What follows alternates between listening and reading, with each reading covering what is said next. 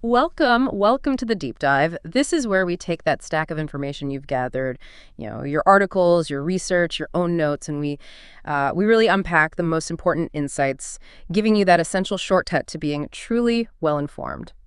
Today, we're diving into a topic that, well, for a moment, absolutely grabbed the world's attention: an Iranian attack on a major U.S. airbase. Our sources for this deep dive come from a fascinating mix, actually. We've got a breaking news special report specifically from ABC News, which gives us that deep journalistic lens. Right. And then, quite surprisingly, a transcript from a late-night talk show, The Tonight Show, starring Jimmy Fallon. It's really compelling to see how these two very different filters present the same dramatic events. Gives us a unique perspective, public messaging versus geopolitical reality. And our mission for you, our listener, is pretty clear. We want to meticulously piece together the immediate facts of this incident, definitely, but then move beyond just that. We'll try to understand the deeper underlying motivations and, well, the broader implications for the delicate balance of power in what is, let's face it, a highly volatile region. We're going to look at not just what happened in those critical hours, but critically, why it matters so profoundly, and what long-term questions it raises for the future of geopolitical stability in the Middle East and, frankly, on a global scale. Okay, let's unpack this then. Let's pull back the layers. To really grasp the gravity of this whole thing, we kind of have to rewind just a bit. Start with what happened right before it: a significant U.S. military strike on Iranian nuclear facilities. Now, our source from The Tonight Show starring Jimmy Fallon. Yeah, this part's interesting. It is. It humorously, yet pointedly, reported that on a Saturday night, President Trump himself ordered U.S. military strikes on these specific nuclear sites in Iran. Now, okay, it's presented in a comedy segment, but this detail, it still underscores the public perception and the announcement of such a serious military action. And the late night show added a detail that, for all its satirical nature, became quite memorable. The operation was given the, well, rather striking name, Operation Midnight Hammer. Right. You almost wonder who's in charge of these naming conventions sometimes, don't you? It sounds less like a strategic military operation and maybe more like the title of a heavy metal album or something. Exactly. But look, for all its comedic framing, this detail, as reported, it became part of the public narrative surrounding the U.S. strike, at least in some circles. Yeah. It kind of highlights how even really serious events can get filtered through a pop culture lens, potentially shaping public understanding, even if it's meant satirically. Absolutely. And the president, according to that same Fallon source, later claimed Iran's nuclear program was, quote, totally obliterated. And to add a visual, the show satirically described him holding up a satellite photo, supposedly showing Iran's nuclear facility now looking like a Spirit Halloween store. Oh, yeah, I remember that bit. You know those pop-up Halloween shops that seem to appear overnight and then just vanish? This particular framing, well, obviously satirical, it captures a certain, let's say, theatricality in some public announcements. It's important to note this is what was presented in this specific source as part of the messaging around the strike, whether literal or exaggerated for laughs. It certainly left an impression about the perceived outcome. But, okay, shifting from the satire to the stark reality here, the ABC News report provided crucial, direct journalistic context. It stated unequivocally that prior to any confirmed Iranian retaliation, the U.S. had received multiple credible threats and warnings directly from Iran. These weren't vague hints either. Not at all. These weren't, ambiguous statements. They came from various high-level officials, including the Iranian president himself, explicitly stating that they would indeed retaliate to these U.S. strikes on their nuclear facilities. That level of explicit warning from a state actor is, well, highly unusual and sets a very clear, unambiguous expectation for a counter-response. It signals Iran's intent way in advance, leaving basically no room for misinterpretation of what they might do next. For analysts, this wasn't really a question of if Iran would respond, but when and how. And this is where it really gets compelling for us, because even before the actual attack was officially confirmed, there were already these palpable, tangible signs of escalating tensions just rippling across the region. Qatari authorities, for instance, took the extraordinary step of temporarily suspending all air traffic in the country's airspace. Think about that for a second. Yeah, I mean, the economic and logistical impact of that, it's not a minor precaution. No. Simultaneously, the U.S. Embassy in Qatar issued a critical advisory urging all U.S. citizens to immediately stay indoors. That's a significant, serious warning. And it was then echoed for British citizens as well. And if that wasn't enough to convey the gravity, the UAE also reportedly closed its airspace amid these increased reports of a potential threat. These weren't just, routine security measures. They signaled a very real and immediate concern. It pointed to credible intelligence about an imminent threat that was clearly being taken seriously by multiple sovereign nations. These preemptive measures you've just laid out are incredibly telling, aren't they? They highlight an exceptionally high state of alert across the entire region, and maybe even more critically, the perceived credibility of the threats coming out of Iran. As an unnamed defense official was quoted in the ABC News report saying, quote, "They don't behave like this unless the threat itself is credible." That's a key line. It really is. That single quote offers immense insight. It tells us that intelligence agencies, both U.S. and regional, had gathered pretty compelling information suggesting a very real, imminent danger. This isn't just about general heightened security. It indicates that the nature of the threat was specific enough, urgent enough, and serious enough to prompt such broad and disruptive preventative actions across multiple nations' actions that, let's be honest, incur significant cost and inconvenience. Definitely. It just underscores how seriously these warnings were taken by regional powers, and the U.S. forcing them to move assets, advise citizens, all before a single missile was even fired. The diplomatic channels were, well, clearly failing, and the military lines are being drawn. So with all that tension building, the region on high alert, explicit threats on the table, the specific target of Iran's reported retaliation quickly became clear: Al-Udid Air Base in Qatar. And this wasn't some remote secondary outpost out in the desert somewhere. Not at all. So the obvious question then is, why this particular base? What made it such a critical, undeniable target in Iran's strategic thinking? Well, the ABC News report really underscores Al-Udid's immense, sort of multifaceted strategic importance. It makes it, like you said, a bona fide nerve center for U.S. and allied operations in the Middle East. Let's maybe break down its significance. Firstly, it is by far the largest U.S. air base in the entire Middle East. We're talking an estimated 10,000 troops stationed there. Wow, 10,000. Yeah, that sheer concentration of personnel and hardware makes it a highly visible and symbolic asset. But beyond just the sheer numbers, its operational role is even more critical. It hosts U.S. Central Command's CENTCOM's regional headquarters. Okay. For those listeners maybe not familiar, CENTCOM is the primary combatant command responsible for U.S. security interests in a huge area, stretching from the Horn of Africa all through the Middle East right up to Central Asia. So Al-Udid is essentially the brain behind a vast array of U.S. military operations across this incredibly vital and complex region. It's the strategic hub then, really. Precisely. And furthermore, it contains crucial command and control facilities for special forces. This allows for the precise direction of highly sensitive, often covert missions. Kinds of operations that require real-time intelligence and immediate decision-making. Right. And, critically, it houses this truly massive control room where drones and other manned aircraft missions are meticulously monitored, directed, and controlled in real time, often executing strikes or surveillance missions across multiple theaters. In fact, the report explicitly notes that it's entirely possible that the very attacks against Iran that triggered this retaliation were themselves orchestrated, planned, and maybe even launched from Al-Udid.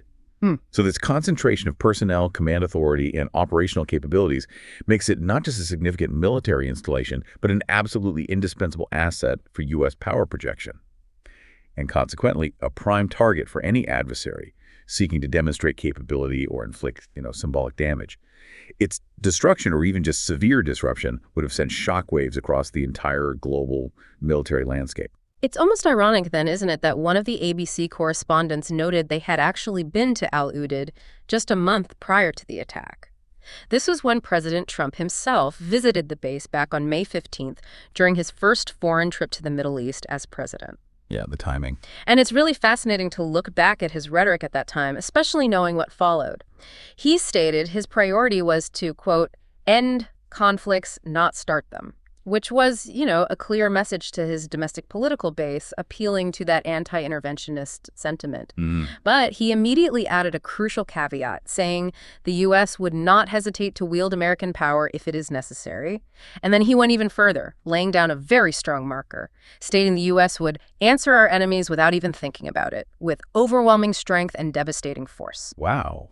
That kind of language, delivered right there from the very base that would soon be attacked, it certainly set an incredibly high bar for any future American response to aggression. It created this profound expectation for decisive action. And that's where the historical context becomes so significant, right? Yeah. This past rhetoric from the U.S. president becomes an absolute crucial backdrop for understanding the subsequent responses from all parties involved, including the U.S. itself. His previous statements created these very specific, very public expectations for how the United States would react to any perceived aggression or direct strike on its forces or allies. It really boxed them in a way. It essentially framed the entire scenario. Yeah.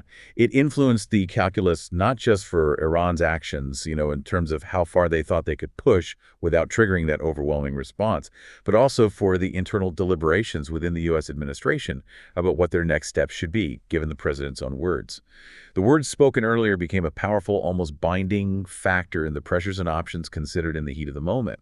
It was a self-imposed constraint, maybe, or at least a publicly declared commitment to a certain posture that would inevitably be tested. So, with the target clearly identified and the stage set by those preceding U.S. strikes and that high-stakes rhetoric, Iran quickly moved to name its retaliatory operation, Enunciation of Victory. Okay, so what do we know about the attack itself? How did it actually unfold, and what was the immediate aftermath from the perspective of our sources? Well, U.S. officials later confirmed to ABC News that Iran had, in fact, fired missiles at Qatar, and those missiles were confirmed to be targeting Al-Udid air base. So let's be really clear here. This was not just some theoretical threat or an unconfirmed rumor. It was a confirmed direct military action. Right. This official confirmation from U.S. sources solidifies the reality that Iran followed through on its threats. They moved from rhetoric to actual kinetic action, and the world was watching, holding its breath really to see if these missiles would actually connect. And the Iranian regime was incredibly deliberate, very specific in its messaging around this attack. It seemed like they were trying to control the narrative, both domestically and internationally. Both the Iranian Air Force and, maybe even more significantly, the Secretariat of the Supreme National Security Council, that's a powerful governing body for national security matters, often presided over by the Ayatollah himself, issued very pointed statements. One declaration laid out their tit-for-tat philosophy explicitly. Whoever attacks you, attack him in the same way as he attacked you. That's a pretty clear invocation of a reciprocal justice principle aiming to legitimize their actions. Yes. And crucially, Iran claimed to have destroyed the U.S. airbase in Al-Udid. Now, as we'll get into in a minute, this was clearly not the reality on the ground. Right, not at all. But it was their bold public assertion, designed for a very specific audience. And perhaps most revealingly, they explicitly stated that the number of missiles used in this, quote, successful operation was the same as the number of bombs that the U.S. had used in attacking Iran's nuclear facilities. That specific numerical equivalence points to a very intentional strategy, a precise mirroring of the perceived aggression. That numerical detail, matching missile for bomb, that's incredibly telling, isn't it? It really points towards a strategy that analysts often call a calibrated response. This isn't exactly a new play from Iran's playbook, is it? No, it's a well-worn path, unfortunately. Mm-hmm. The ABC report drew a direct parallel to Iran's actions back in 2020 following the assassination of General Soleimani. Remember, Iran fired at U.S. bases in Iraq and near the Syrian border then, too. I remember that. And that event was also widely seen as a calibrated response, meaning it was meticulously designed not necessarily to inflict maximum damage, but more to demonstrate a reaction, to show resolve and capability without necessarily escalating things to a wider, uncontrolled conflict that, frankly, probably neither side truly desires. It's about sending a message. Exactly. The goal in such a strategy is always multi-layered. You save face domestically and regionally, you fulfill a public promise of retaliation, but you carefully try to avoid crossing a threshold that would invite an overwhelming counter-response that could cripple the regime or ignite a regional war. This time, however, the stakes felt distinctly different, didn't they? Especially given President Trump's explicit warnings of a far greater response to any Iranian retaliation, it really placed Iran in a very delicate position. They needed to respond, but they also desperately needed to avoid catastrophic escalation. It was effectively walking a tightrope between showing strength and ensuring self-preservation. It's a dangerous game of signaling intent. So it's not just about hitting a target, but about sending a very specific message with the nature of the attack itself, how it's carried out. Precisely. It's a form of strategic communication. Iran is basically saying, look, we have the capability, we have the will, and we have the reach to hit your most significant assets, but we are choosing, for now, to respond within certain parameters.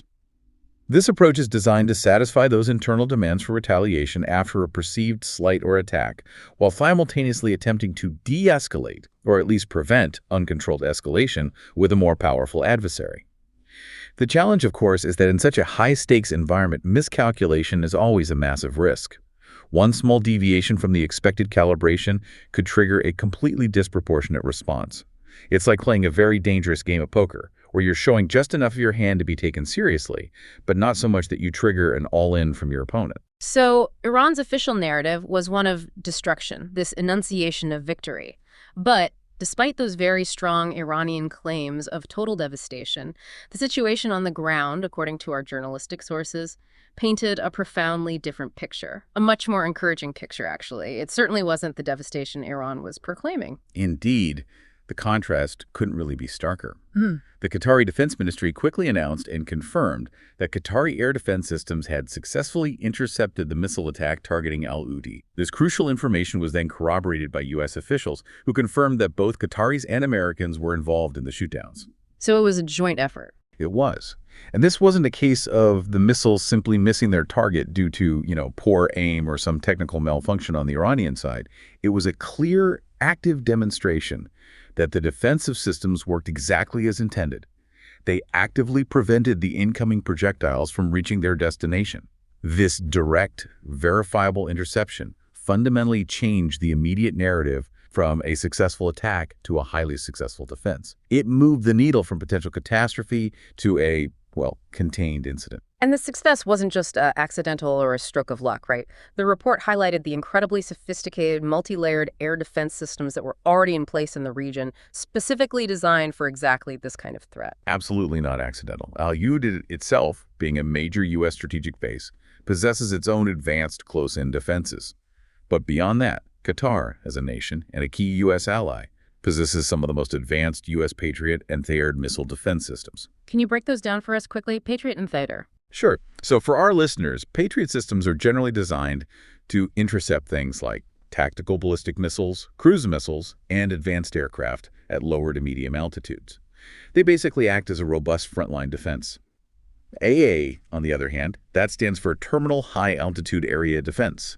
It's specifically designed to intercept short and medium-range ballistic missiles much higher up in their terminal phase, meaning as they're descending towards their target. So they work together, a layered defense. Exactly, a layered shield. The combination of these two systems provides a really formidable defense. In fact, the report noted that some of these same systems were actively being used elsewhere in the region at the time, including in Israel, to counter Iranian-backed threats. So they have proven capability in real-world scenarios. And the report mentioned something called the shoot, shoot, look, shoot doctrine. That sounds aggressive. Can you explain that? Yeah, sounds intense, doesn't it? The shoot, shoot, look, shoot doctrine is a very aggressive but also highly effective strategy used for systems like Patriot and Thaad, especially when you're defending high-value assets like Al-Udid. It basically means that for every single incoming missile detected, they fire 2 interceptors. 2 for 1. Why? Well, the rationale is pretty simple. It maximizes the probability of a definitive hit. Even if the first interceptor misses, or maybe is less effective, the second one is already on its way.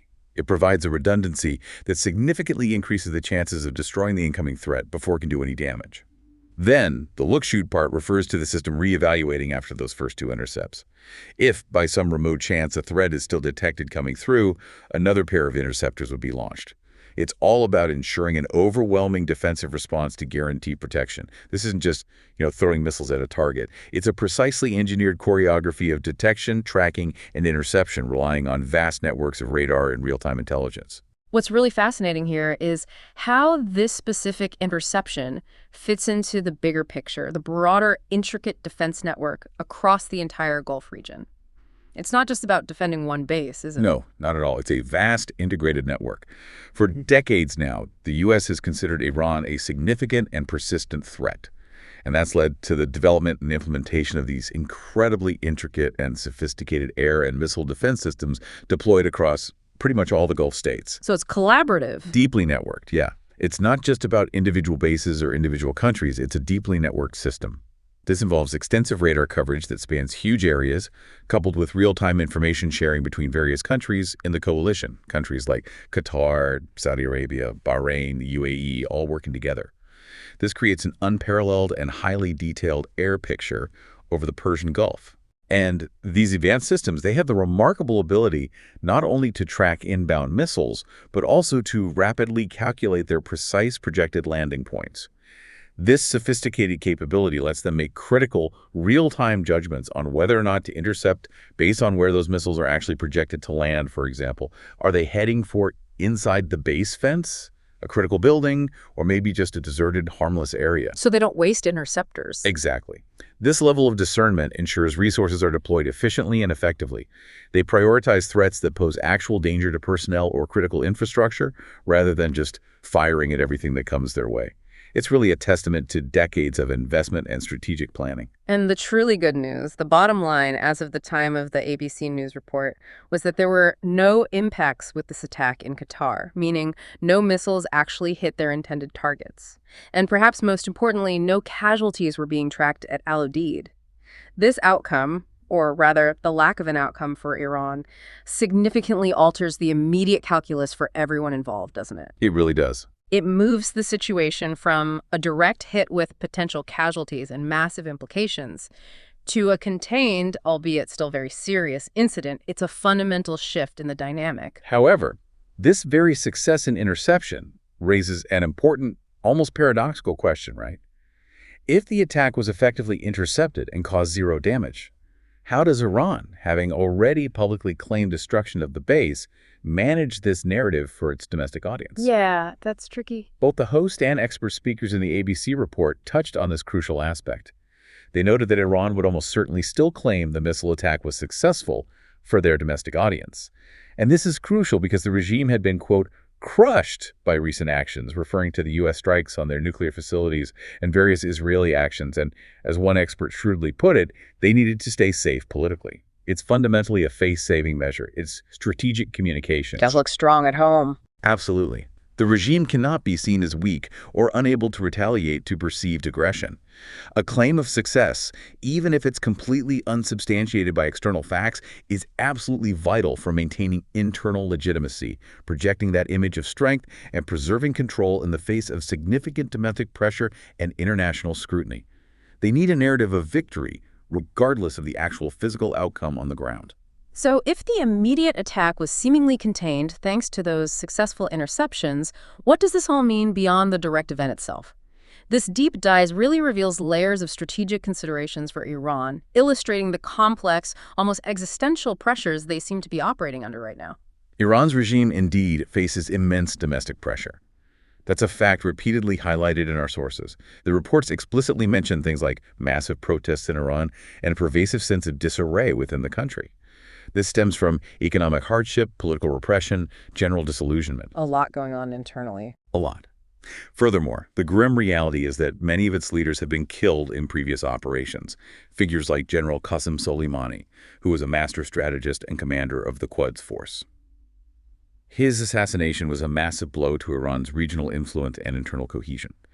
These losses severely impact not just operational capability, but also morale and the regime's perceived invincibility.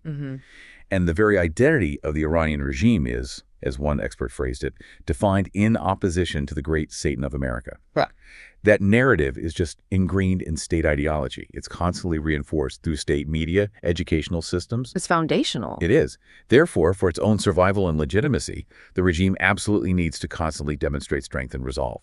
Not only to its own public, which demands retaliation for perceived insults, but also to its network of supporters and proxies throughout the region.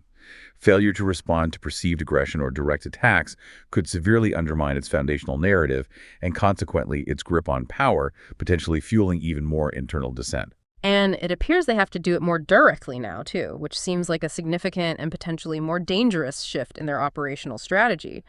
The ABC report indicated a clear degradation of Iranian proxies in the period since the October 7th Hamas attack. This is a critical development. That's right. For instance, Bashar al-Assad in Syria, a longtime ally and sort of conduit for Iranian influence, is now seen as less reliable for moving weapons and supplies. maybe due to his own internal pressures or shifts in regional allegiances, who knows.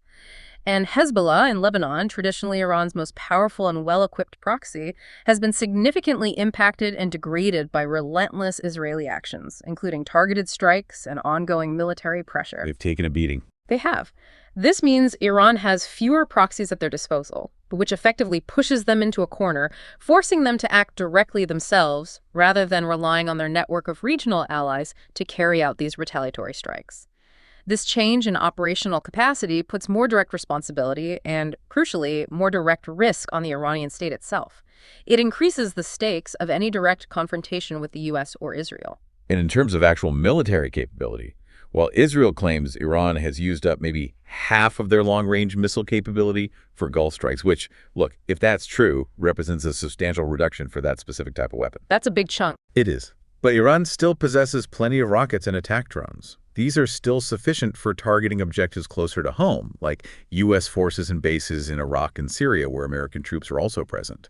So this means that the threat posed by Iran, particularly to maybe less defended outposts, isn't entirely diminished. Despite the success of the Al-Udid interception, they retain significant, albeit perhaps shorter range, capacity to inflict damage and maintain pressure across a wider swath of the region.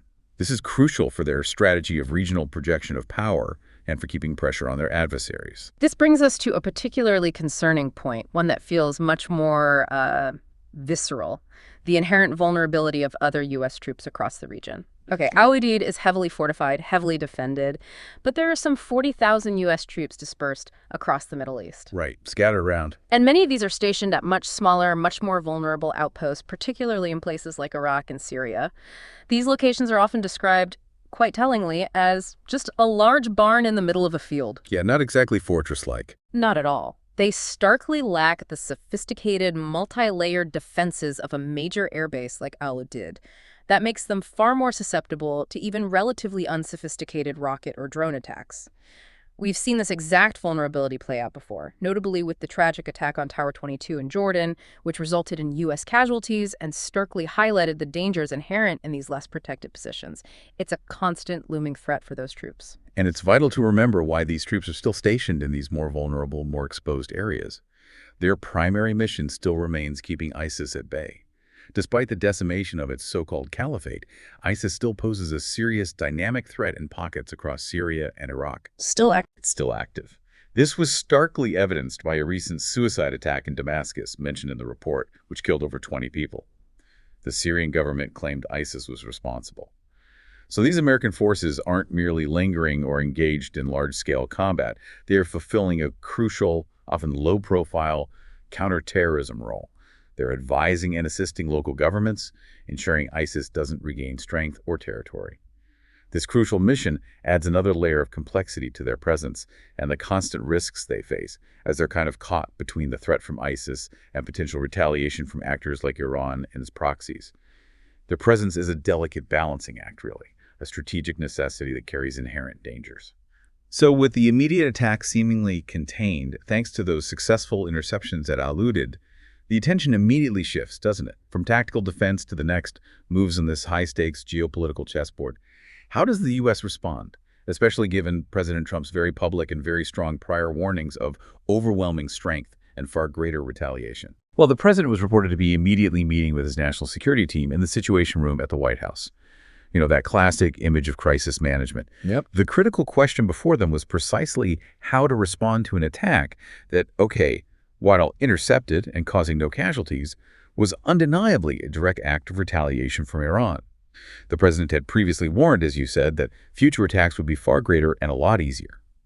He effectively set a very high public expectation for a robust U.S. response.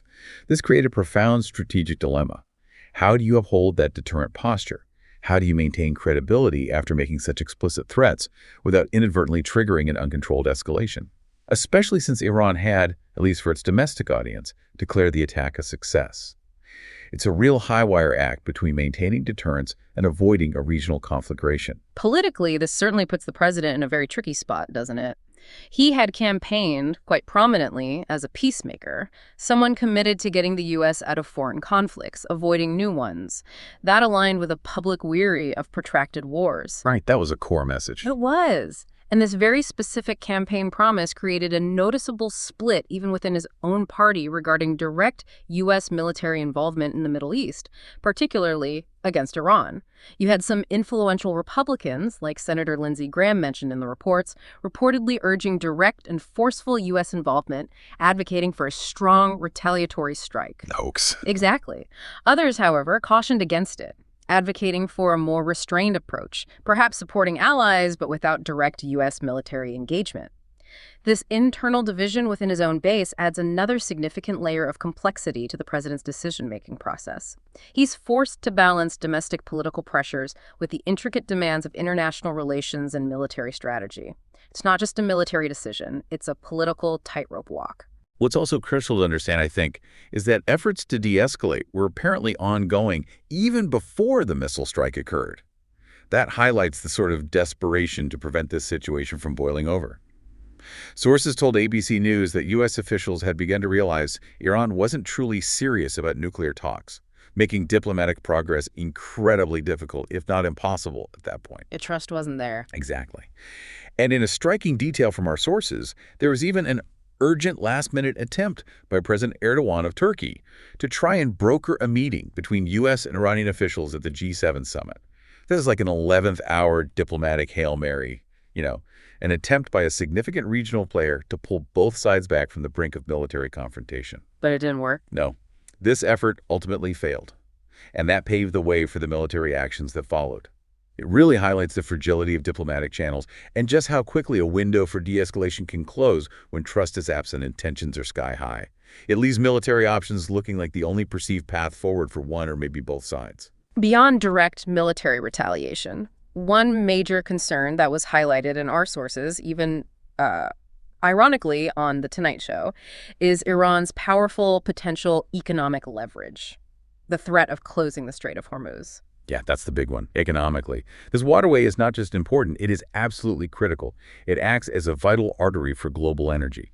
We're talking approximately 20% of the world's total oil supply, and a huge portion of its liquefied natural gas passes through it every single day. 20%, that's massive. It's huge. While The Tonight Show satirically noted President Trump might confuse Hormuz with a chili brand, the ABC News report highlighted the real economic pain such a closure could inflict globally, particularly on European and Asian markets, which are heavily reliant on that supply for their economies. A closure, even a temporary one, would send oil and gas prices skyrocketing. It would trigger inflationary pressures, potentially leading to recessions, causing widespread economic instability. This move, maybe even more than a missile strike, could force those European leaders who are already trying to broker diplomatic solutions back to the negotiating table with an even greater sense of urgency, as their economies would be directly threatened. Yeah, hit them where it hurts. Precisely. And President Trump himself also reportedly messaged on social media about keeping oil prices low to avoid playing into the hands of the enemy. That underscores his awareness of the deep economic implications of any action involving this critical strait. It's a powerful economic weapon in Iran's arsenal that, if they ever deployed it, would have truly global repercussion. Our sources also revealed significant U.S. preparedness for retaliation. This wasn't a static situation where the U.S. was just caught off guard, waiting.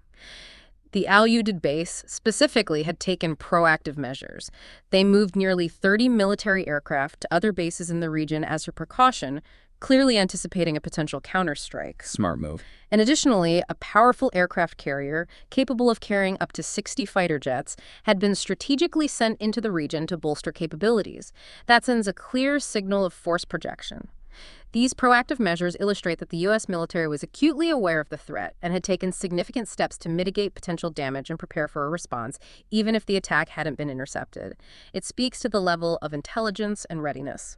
The overarching concern, though, among U.S. officials, as articulated in our sources, remained the significant risk of a wider war if any American lives were lost. That was the red line.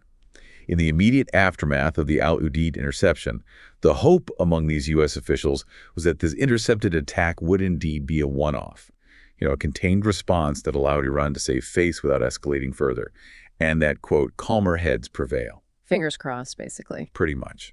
This signifies a deep understanding that while the U.S. is prepared to respond with overwhelming force, the preference is always for de-escalation rather than a spiraling conflict that could just engulf the entire region, pulling in many more players. The stakes of even a single casualty are immense, potentially triggering an uncontrollable chain reaction that nobody truly desires.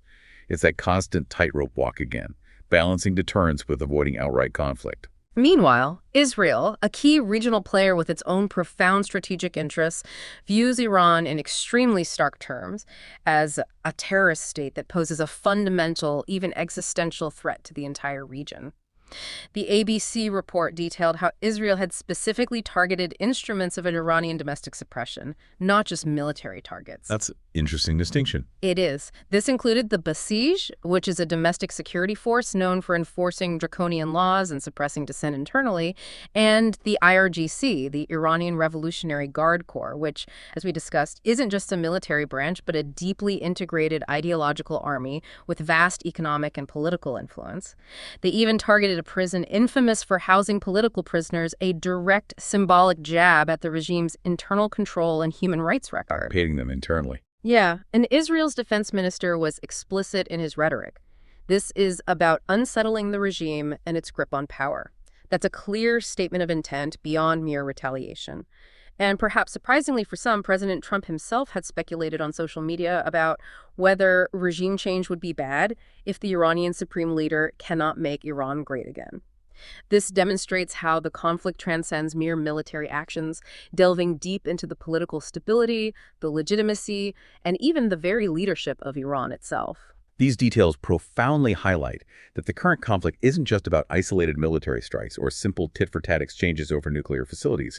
It's about deeply entrenched political and ideological objectives that span decades and involve multiple interlocking layers of conflict. For Israel, it's fundamentally about existential security and weakening a regime they perceive as fundamentally hostile and committed to their destruction. For the U.S., it's about maintaining regional stability, protecting its interests and personnel, preventing nuclear proliferation, and safeguarding global energy supplies. And for Iran, it's about regime survival, maintaining its revolutionary ideals, projecting power in the face of immense internal and external pressure, and solidifying its regional influence. These are not merely tactical maneuvers, but strategic moves on a geopolitical chessboard where long-term strategic goals, deeply held beliefs, and the very identity of nations are constantly clashing. Every action, even an intercepted missile, gets viewed through these complex, interconnected lenses, making de-escalation incredibly challenging. So where does this leave us after this deep dive into this Al-Udid attack? It seems, as one of our courses suggested, that this could indeed be construed as a limited attack by Iran, maybe a show of limited force designed primarily to appease its domestic audience and allow the Iranian regime to save face after the U.S. strikes on their nuclear facilities. It's that delicate balancing act again, trying to appear strong without inviting complete devastation. However, as another expert wisely pointed out, and it's a critical geopolitical truth, the enemy does have a vote. The inherent fragility of this whole situation means that while thankfully, no casualties were reported at Al-Udid this time, any future impact on U.S. personnel in the region could unequivocally trigger a far more significant and overwhelming U.S. response, especially given President Trump's strong prior warnings and the domestic political pressures we talked about. The stakes are still incredibly high. Incredibly high. This then has the very real potential to escalate things from a localized, contained conflict into a much wider regional conflagration, involving many more players and far greater unpredictable risks across the entire Middle East. Ultimately, the decision-making here, it seems, hinges not just on cold, hard tactical assessments and military calculations, but critically on the mood of leaders their personal convictions, their political calculus, the complex interplay of their domestic political pressures, and the myriad international considerations pressing upon them. It's a truly precarious balance, where a single misstep or misinterpretation could have absolutely catastrophic consequences. This deep dive really reveals how a single, seemingly contained event like the Al-Udid attack can actually be a nexus, a focal point for long-standing tensions, intricate strategic calculations, and that ever-present, frankly terrifying risk of miscalculation. It raises an important question for you, our listener, to consider. In a world of such tightly calibrated responses and carefully chosen rhetoric, where does the true threshold for outright widespread conflict actually lie? And how do events like this, where a direct attack is intercepted, how does that reshape the threshold for all the actors involved? Does it potentially push them closer to, or maybe further from, outright war? That's definitely a lot to consider as we watch these situations continue to unfold. Thank you for joining us for this deep dive.